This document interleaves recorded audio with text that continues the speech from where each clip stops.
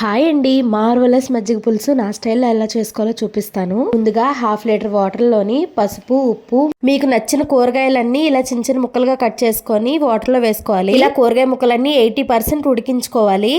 ఇప్పుడు ఒక mixie jar తీసుకొని ఇక్కడ నేను ఇచ్చిన స్పైసెస్ అన్ని మెజర్మెంట్స్ తో పాటు మిక్సీ జార్ లో వేసుకొని కొంచెం వాటర్ వేసుకొని మెత్తటి పేస్ట్ లాగా గ్రైండ్ చేసుకోవాలి.